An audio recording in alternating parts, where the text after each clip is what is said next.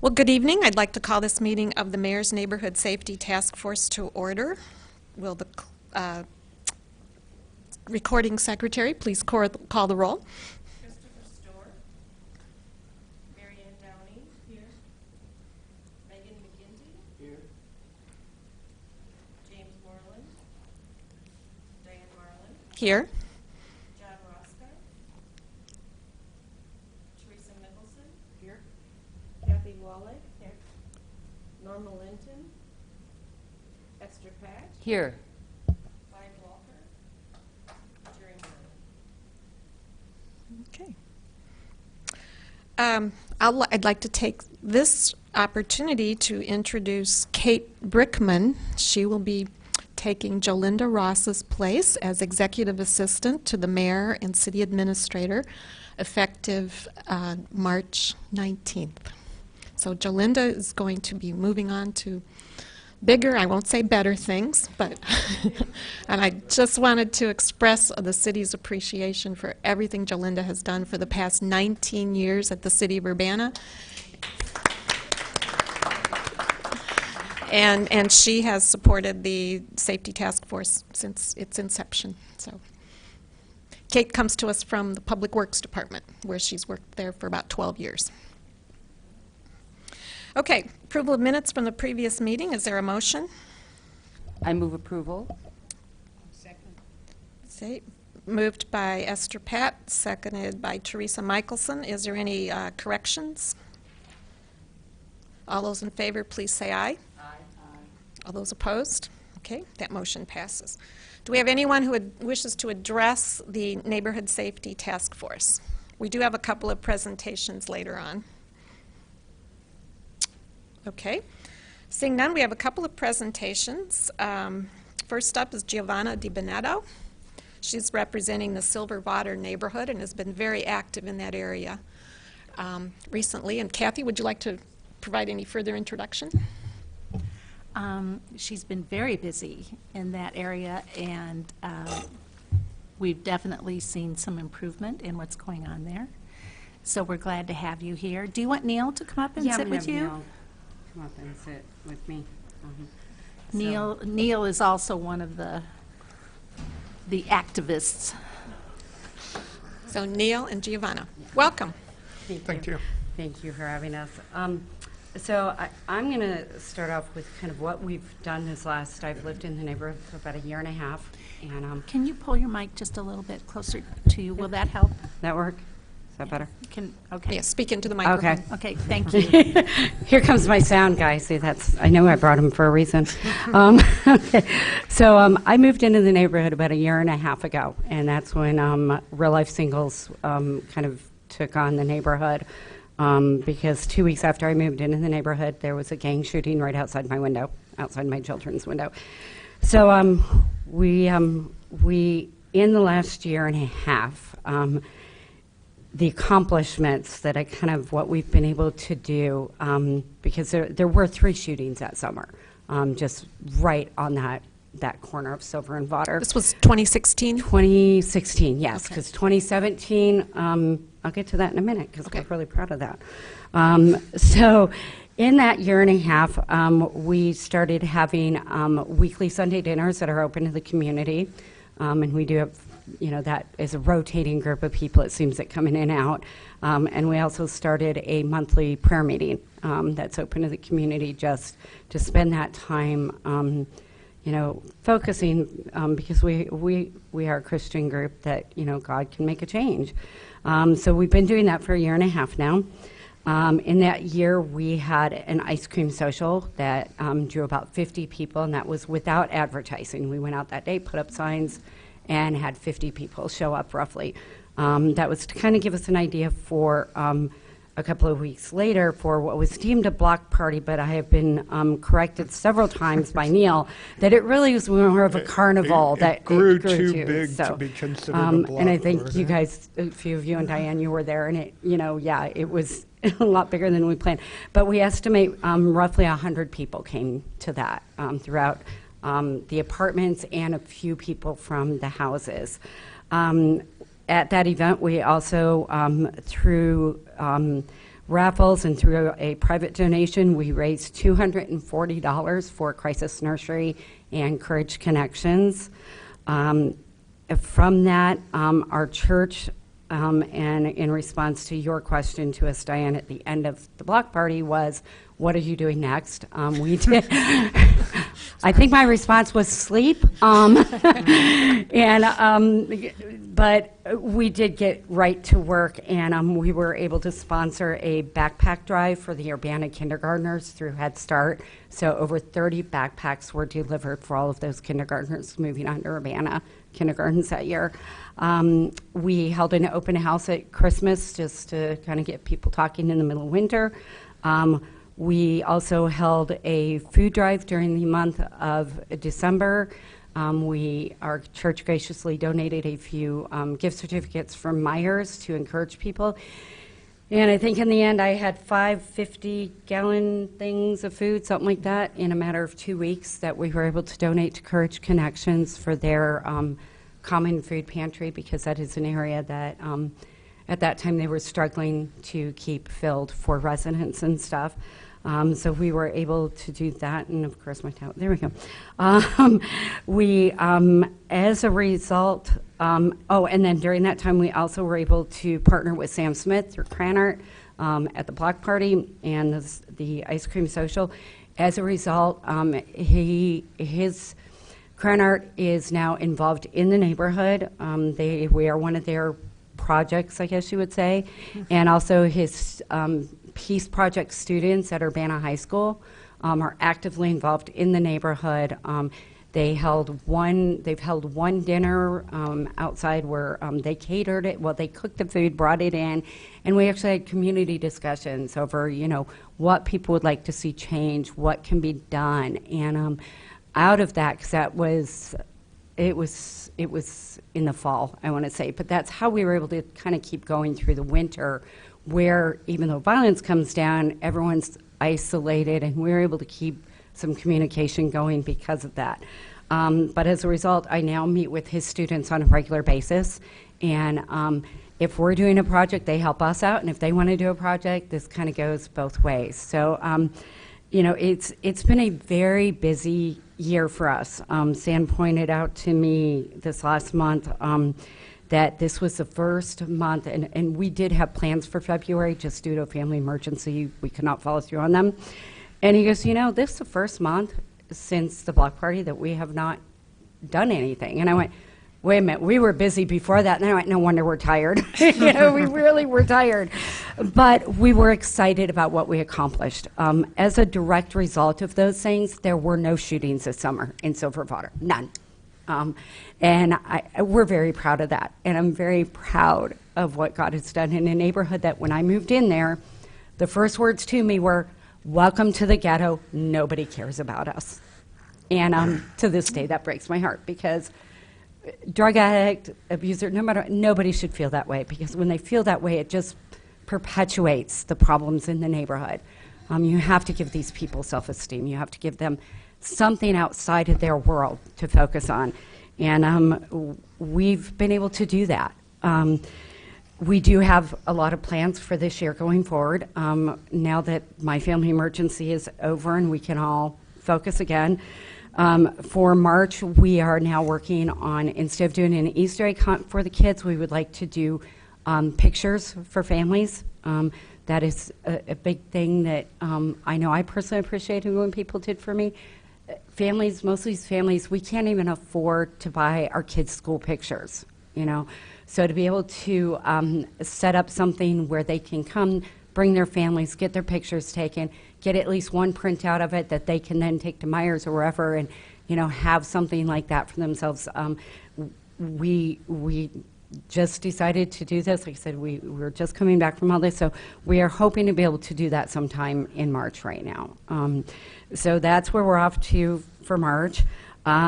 The next thing that we really would like to get started on is the carnival. I know there had been talk even at the last block party of one of the biggest issues we're having right now is we cannot get people in the houses involved. it's like pulling teeth. You have a couple people that are willing to, or they'll come out to things, but they really won't like help plan them. And it just doesn't help any. You have people in those apartments that care. You have people that have lived there for 15, 20 years. They remember when it was beautiful. But those people in the apartments won't come out either, because to them, we're just going to walk away again. So we need to create a dialogue. We need to create involvement going both ways. So one idea for the carnival, honestly, is to try and move it. We had it in Paul's parking lot last year. We really want to move that down, right in front of houses. Yes, we are working on that. We cannot move it where the bus lines are, though. The police have said we'd have to move heaven and earth. However, what we would like to do is move it to Fletcher Street, right between Silver and Mumford, where it's kind of, Mumford ends right there, so that we're not really interrupting the flow of traffic. And that is something that I actually talked with the police about the day of the block party. So that's what we're looking at right now. But in order to do that, we are organizing with Sam and his students a time where they're going to host a dinner outside, I think. But basically, it's going to be an open meeting. Let's all get together. Let's throw ideas around about the block party, carnival, whatever we're going to call it this year. Let's see who's willing to help, what resources exist. Because last year, about 5 of us, pulled off that carnival. And we had a lot of help at the last minute because we got in way over our heads real fast. But we were excited to see where it went. But as a result, in talking with people, the expectations are now there, at least in the immediate community. And that's great, because that means they care. So we're excited about that. So we will be, as I get information, I will definitely forward that on to all of you. I just spoke with Sam and his students about it today, so that'll be something that then we can start organizing from there and really make this, be able to pull some things in that we were not able to last year. So, we definitely want to do the backpack drive again. This year we'll have, we want to do the ice cream social a week or 2 before the block party again. We'd like to do another food drive, maybe even 2 for different organizations. And so, these are just our beginning of the year ideas. Our main goal is to host something in the neighborhood, either via us or Sam, every month. We've also been, I must forget about this, one of the things Sam is able to do is offer people in the community free tickets to go to things at Krenner as a way to kind of mesh our different, my brain just died, viewpoints, backgrounds, that stuff. So a couple of weeks ago, we actually went to see an Irish dance thing. This weekend, we are going to hear a group that combines rap music, rock music, spoken word. I know it's like 10 different things. He gave me a card, and it's like that long. So there's several of us that are going to that. So, we're really excited. And then I'm going to have Neil talk about something that is happening with our church that really is going to provide more resources within the community and possibly all of Urbana. So I'm going to turn it over to him. Thank you. Hope Worldwide is an international organization that is actually the benevolent arm of the International Churches of Christ, which the Champaign Church of Christ is a member church of. And they've structured themselves similar to the Red Cross, where there's international headquarters, national headquarters, and then local chapters. And 2 weeks ago, we actually started to form the committee for the Champaign-Urbana local chapter of Hope Worldwide. This organization can, internationally, they fund hospitals in Central and South America. They've supported an orphanage in the Philippines. They have extensive projects working in Chicago and New York and some of the other larger cities. They are affiliated with the church, so we also have the support of the church through them. But being a part of this organization also makes it easier to solve issues such as insurance issues and some of those other issues that crop up. At our first inaugural meeting, where we've actually started speaking about some of the needs of Central Illinois, the Silver and Water area was actually discussed, and one of the potential long-term goals that was spoken about was a community center in southeast Urbana, which would provide a location where we could have some like roundtable discussions, get more input from the people of the neighborhood in the neighborhood,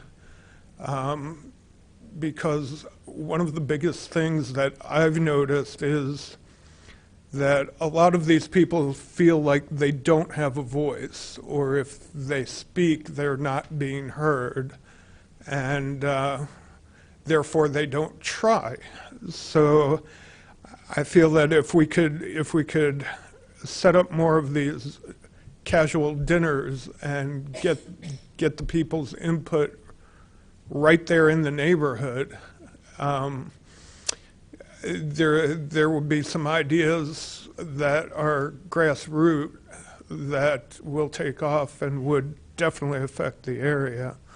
So as we get more organized with Hope Worldwide, I can see us partnering with the city to really meet a lot of the needs in that area. So it's additional manpower, it's additional funding, it's details like the insurance, and could lead to even bigger and better projects like the carnival, actually expanding a little more into the neighborhood, and maybe being something that we could draw more people from the houses as well as the apartments with. So there's more information on Hope International at hopeww.org. It's hopeww.org, so you can get more information there as well. Okay, thank you. Any questions for Giovanna or Neil? Have you looked into, as far as a meeting place, the Salt and Light, the facilities at Salt and Light? Yeah. Right there on Fowler Road? Seems like that would be an ideal.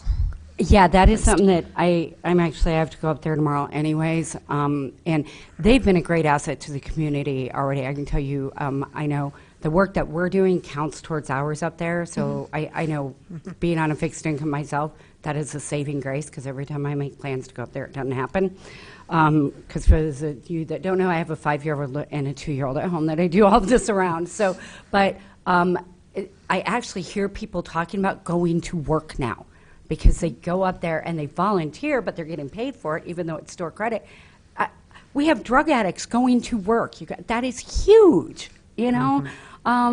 And so I was actually going to be speaking with Bethany, find out who to talk to like do the pictures up there maybe. We were talking with Burger King. So definitely we want to do things. I know they will not advertise events for us because of, it was just something that they said when they first started, even in Champaign, they don't want to like conflict things that they may have going on, or I cannot remember the exact explanation. It made sense to me, but so we are going to do what we can with them as much as they're willing to do.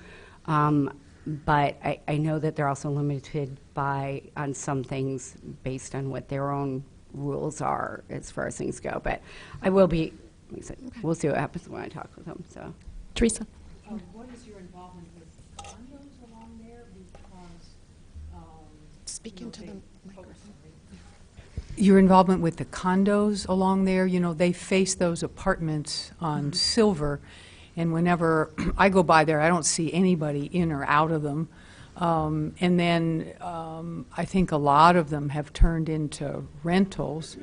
So on, not Fletcher, the street that's Mitcham. Yeah. On Mitcham, for example, you know, I mean, they're clearly busy because there are lots and lots of cars parked there now. But are some of those folks involved in what you're doing?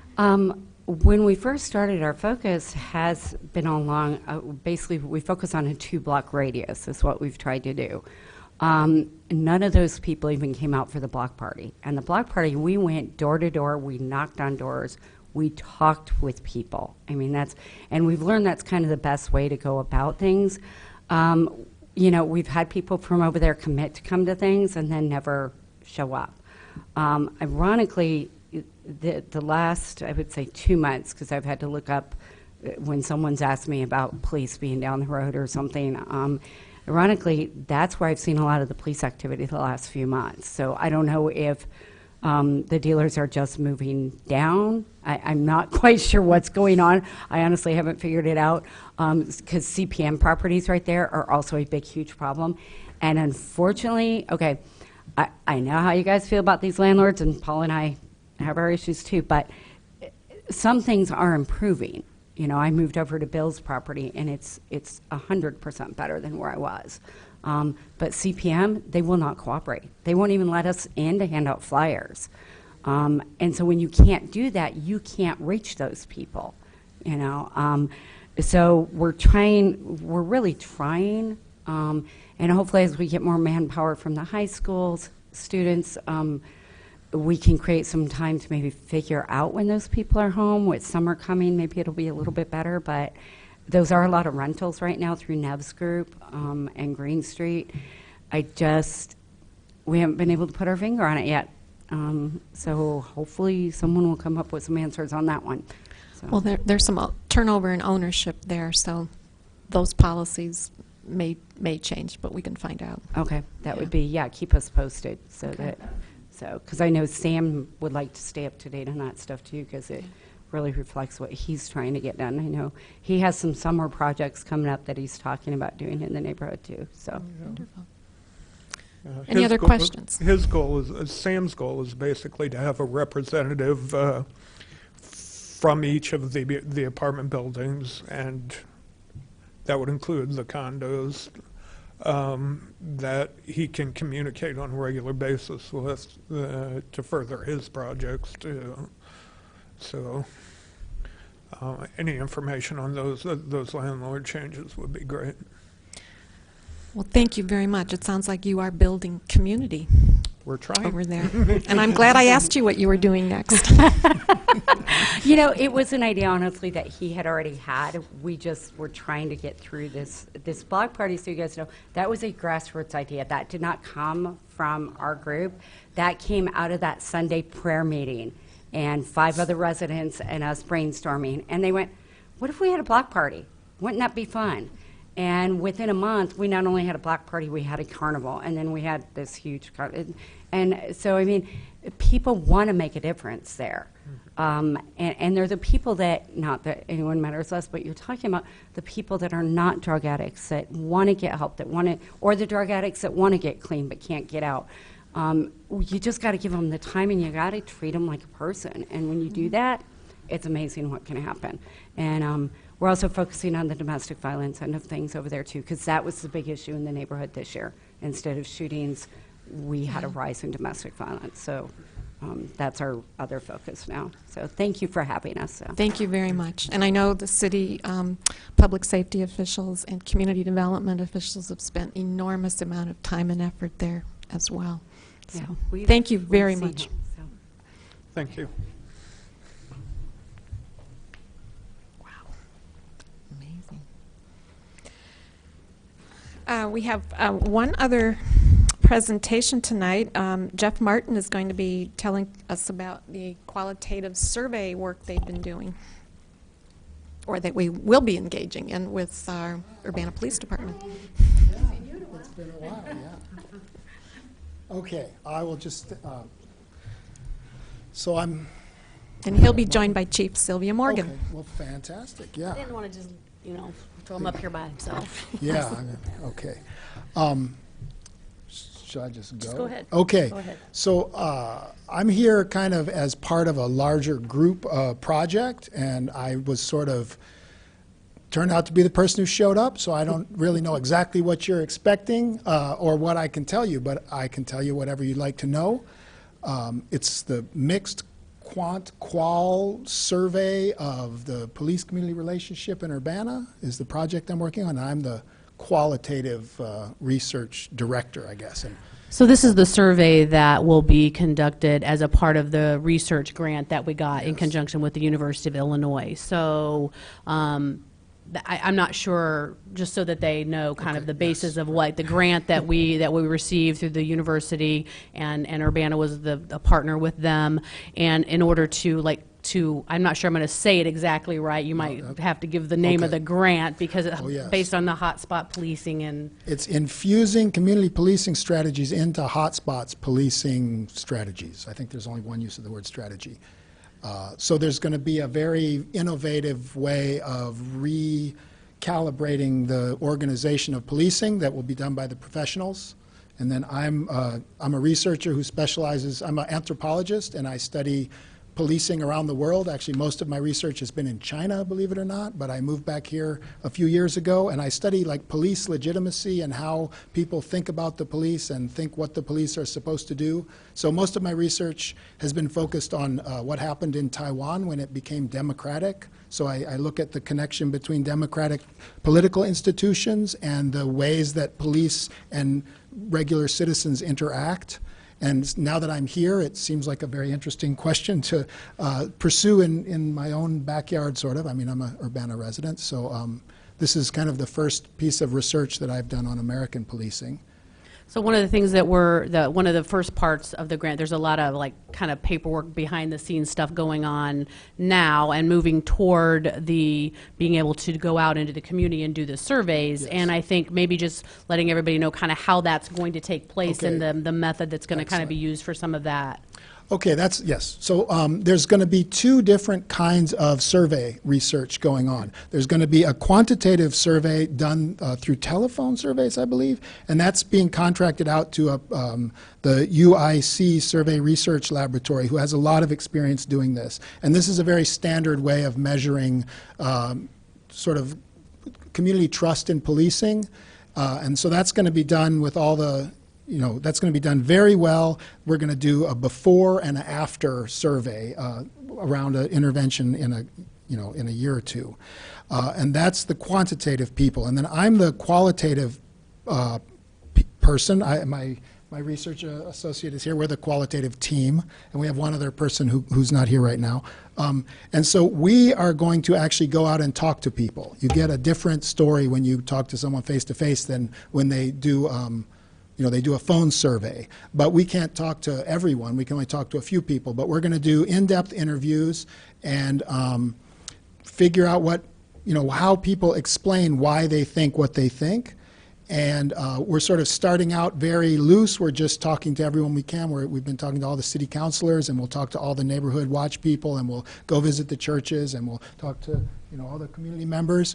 And then as we get a sense of what's going on, we're going to do focus groups in a few different neighborhoods that have been sort of scheduled for either being a place where things are actually going to change or being a control group. And so our main method is going to be just doing focus groups, having a conversation about what it's like to live in the community. And we'll do that now or soon. We'll do it this summer, and then we'll do it again in a couple years and see what kinds of changes have happened. And can you use involvement from the Neighborhood Safety Task Force members or the groups they represent? Absolutely. I guess as an anthropologist, my job is to go somewhere where I have no clue what's going on and ask people to help me understand what's going on. So I come to you as someone who knows much less than I would like to know, and I I can use all the help I can get. So basically, over the next few years, the research team, and potentially a bunch of students. I teach classes about policing and police-community relations, so we can talk to a lot of people and find out what's going on and turn that into a useful sort of context for the real scientific quantitative measurement. And I would like to talk to everyone. And can you speak to, Urbana really is at the forefront in research in this area. When you combine this with the incredible amount of work we've done with the traffic stop data. So can you speak to what this means in terms of adding to the knowledge? Yeah. Yes. Well, this is really pioneering. Melissa Haynes is a really forward-thinking, excellent person. You really did a great job in hiring her, and she really knows what she's doing with the classical criminal justice side of the research. And I'm a very non-traditional criminal justice researcher. There's not a lot of anthropologists of police out there, although there are a few of us. And us getting together is doing something that really hasn't been done before. And we've got, we're going to be able to publish this, and we're going to have the discussion between quantitative and qualitative methods that we're doing is going to be of tremendous interest to the scholars that I communicate with. I think there's a potential to maybe help the practical problems get solved, and hopefully, make a positive contribution to practitioner literatures. It's really promising. Great. Yeah. Any questions for Jeff or Chief Morgan? Great. Okay. Thank you so much. Thank you. Yeah. My email, by the way, is jmart. It's like Kmart, but jmart at Illinois. And I really would like to talk to anyone that would be interested to talk to me. Okay. Thank you. So Chief Morgan will be giving us an update on the recent rash of break-ins and where we are with that.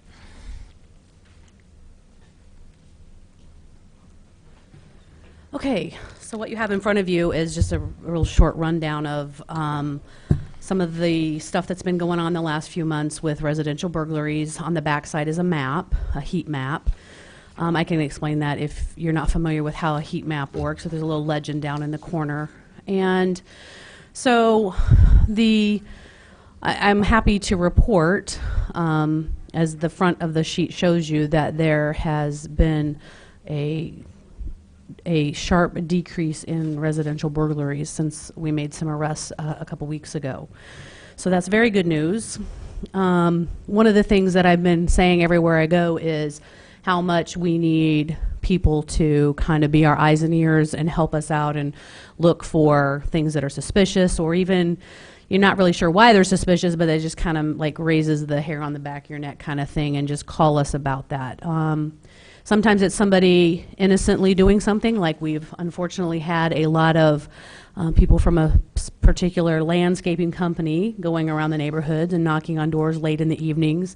And that's been scaring people because of the things that have been going on that you see in this sheet, which are, residential burglaries. And sometimes people will knock on doors during the day, and if nobody answers, then they know that they can break in because nobody's there, or there's no dog because no dog barked, and things like that. So there's a lot of different tactics that are used, but that's one of them. And so we did, what happened when we had a couple of burglaries that involved the people breaking in, taking the keys out of the house, finding car keys, and then stealing a car. So we recovered 2 different vehicles and got some evidence out of those vehicles. And as a result, we're able to, it led us to some surveillance video at a business based on a receipt that was left behind. And so we had some surveillance video of someone that we believed had stolen the car. And then as we kind of went through this, we then had somebody call and said, somebody knocked on my door and asked to use the phone, which is odd. in this day and age. You know, everybody has cell phones. It's just a very unusual thing to happen. And he allowed him to use the phone and then called us and gave us the phone number and said, "This, I thought this was odd. I went ahead and let him use the phone, but here's the phone number." And so we were able to get some information from that as well. And then the third thing that happened was somebody that was just paying attention in their neighborhood and saw a couple of people walking around looking like they were knocking on doors, and thought it was odd that they were not from the neighborhood. And so they called, and we were able to make 2 arrests based on all of those things coming together at some point. So it was little pieces from here and there, and that's why we tell people to call. We may not find one particular thing or get, the smoking gun, so to speak, in a one particular call, but that's a perfect example of why we need people to be paying attention. And just because we have this stark drop in burglaries, as you can see, since we made those arrests, there have been very few burglaries. It's not always, just because we make an arrest, it doesn't always stop what's going on, but it certainly reduced it in this case. So they were responsible for quite a few of the burglaries that were going on.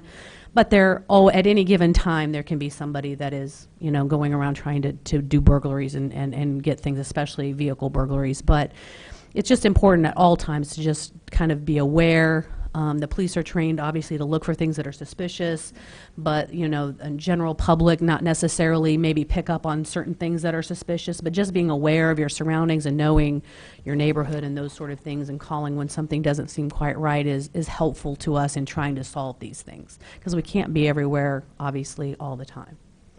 Do you have any questions about the handout or about the rest or anything? Does anybody in the police department monitor the discussion that goes on in the Nextdoor app? In Nextdoor, I don't believe so. Okay. I can double check, but Well, I certainly don't expect there to be a paid position monitor sure, Facebook, no. But we Nextdoor, do those- monitor some social media, yes. Right, But I don't right. know that particularly is. I ask simply because there was a group of people kind of in the George Huff Schumann Circle area who were developing kind of a vigilante approach to the burglaries, which was a little concerning. So how would one who is observing that take place deal with that with the police department? I mean, they were talking about, well, first they were insisting upon the city installing surveillance cameras. I said, no, that's not happening. But, they're talking about individuals buying cameras, angling them so they can see everybody that comes in, everybody that goes out, and patrolling and getting walkie-talkies and things that to me were kind of frightening when you think about Fourth Amendment rights and those kinds of things.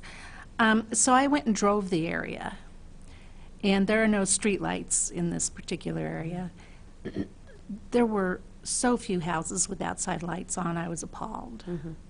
And what's one of the very first things you say to people for prevention in this kind of thing? Turn on your outside lights.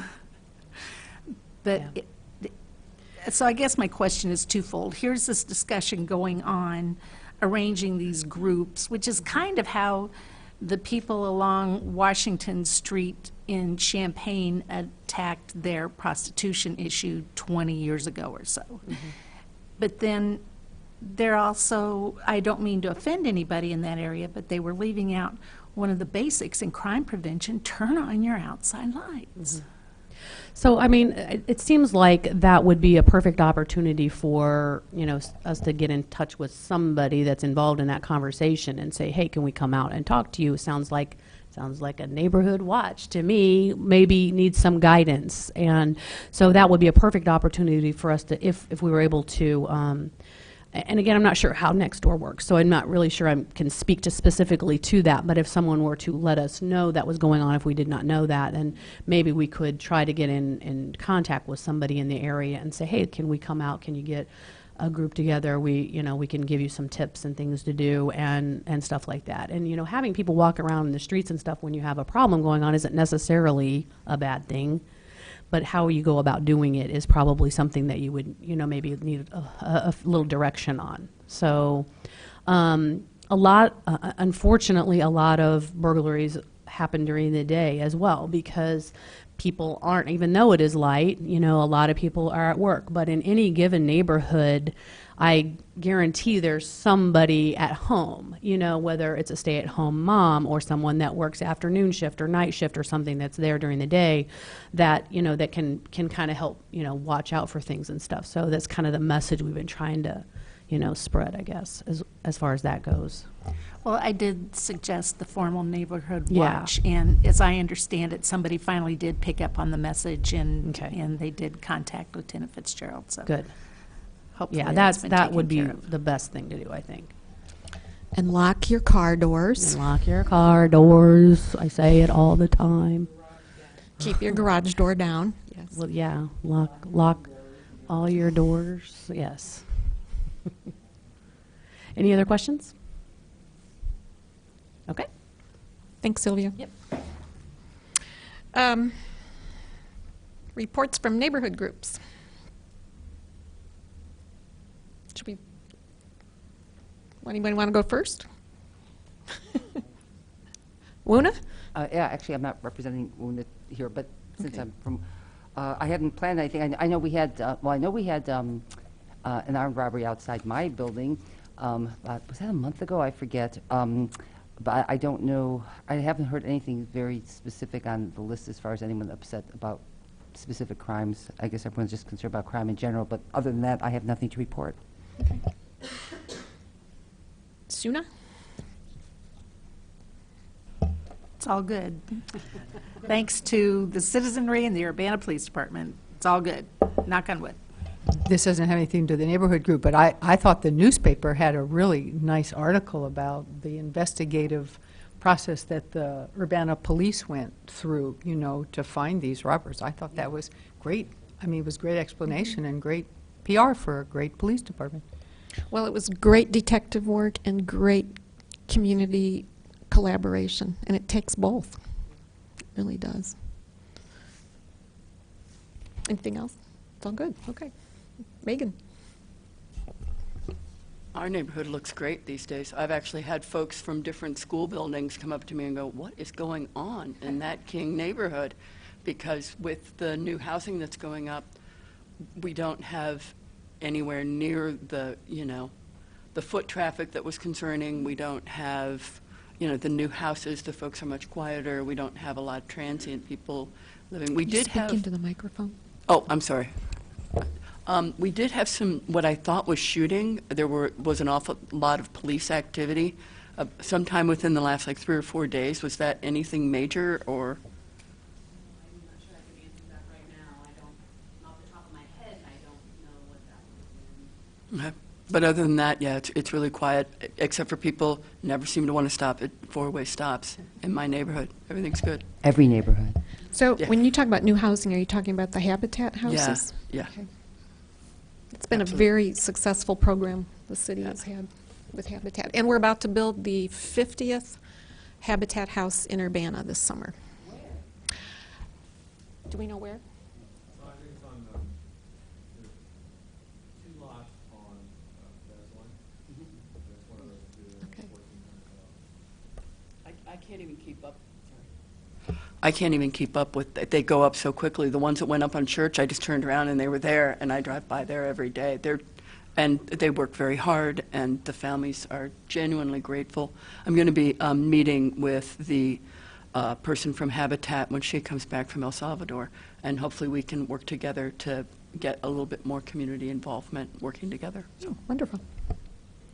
Mary Ann?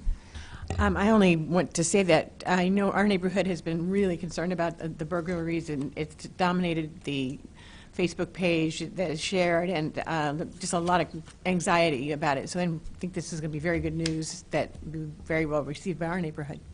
Okay. I did have a couple of emails come in, so well, they'll be included in the record, but I'll just summarize them. First of all, a resident was concerned about Lincoln Avenue and continues to be a dangerous crossing point from West Urbana to campus. And she believes Lincoln Avenue needs a pedestrian safety plan. So that's one thing. The other issue raised was bike riding on downtown sidewalks is a continuing problem. It puts our customers at risk. It's been discussed several times by various people at the city. And suggesting things like more publicity, bigger signs, more police enforcement. There already is a $100 fine for riding your bike on a downtown sidewalk, but enforcement is spotty. So those are the only two communications we received in advance of this meeting. Are there any other announcements from staff? John, did you want to say anything from community development? Sure, why don't you come and say something? We do have a meeting. We have been meeting on a fairly regular basis with the owners and managers in the Silver Water area, and that's helped a lot because before we didn't even really have good, we had contact information for them, but had never had face-to-face meetings. And so for the past year and a half or so, Lieutenant Sanders has been organizing that and meeting with them, and there's a meeting coming up.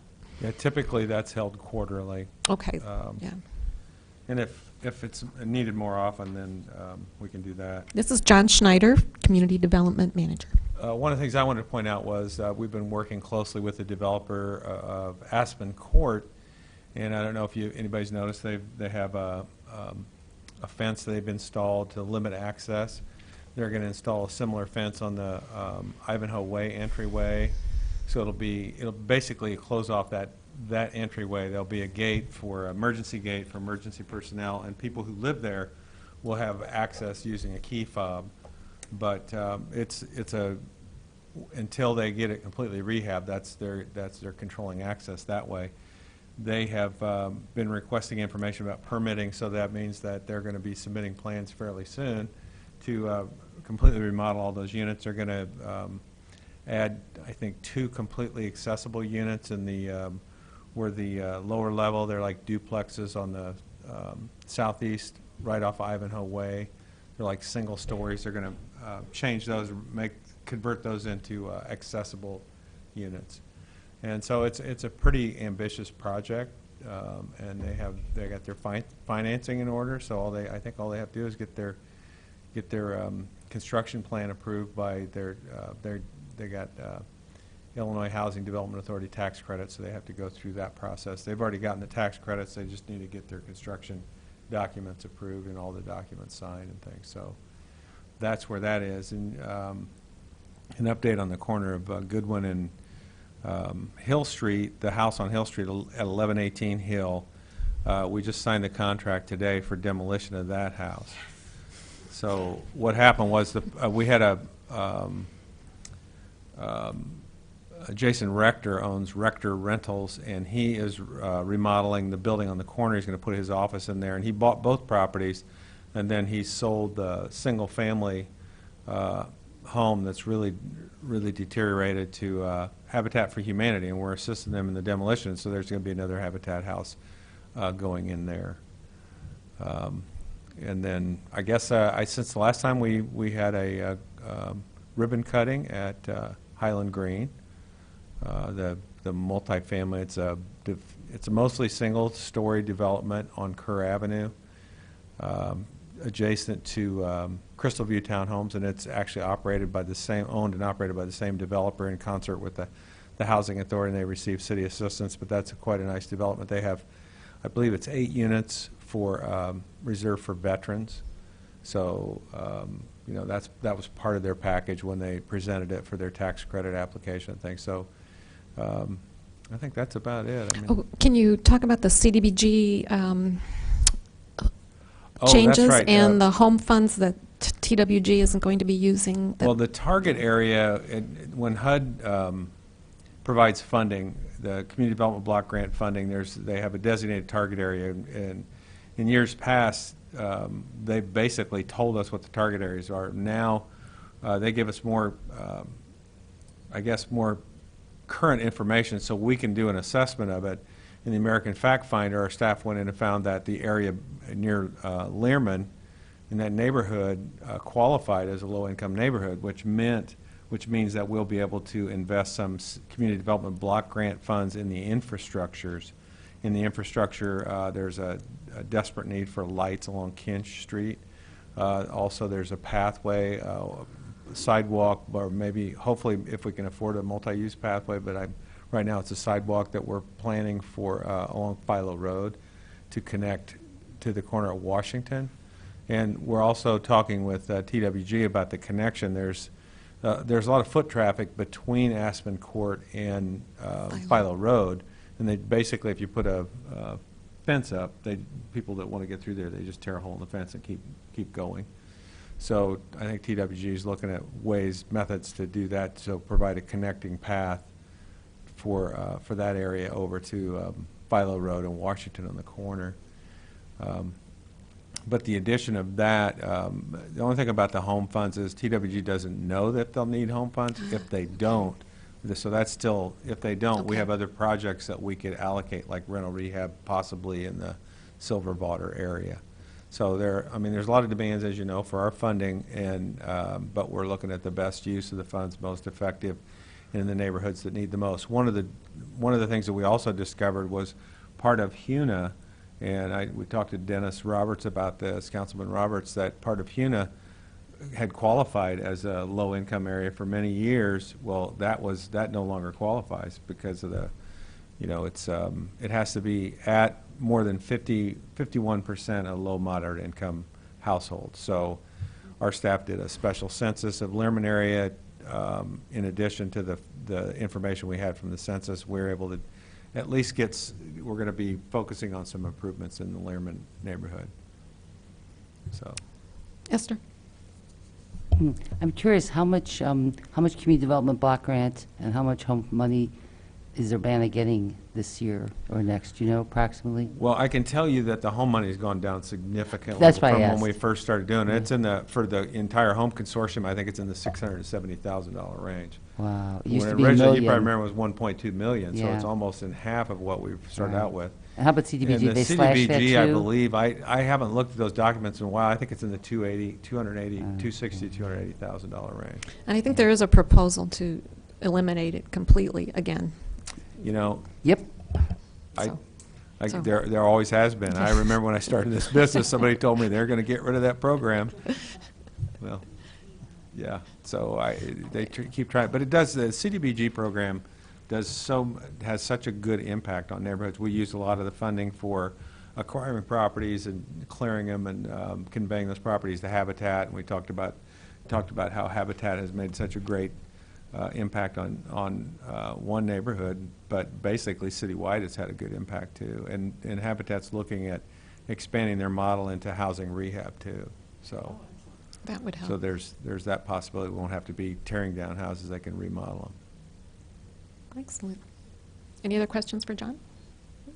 Thank you very much.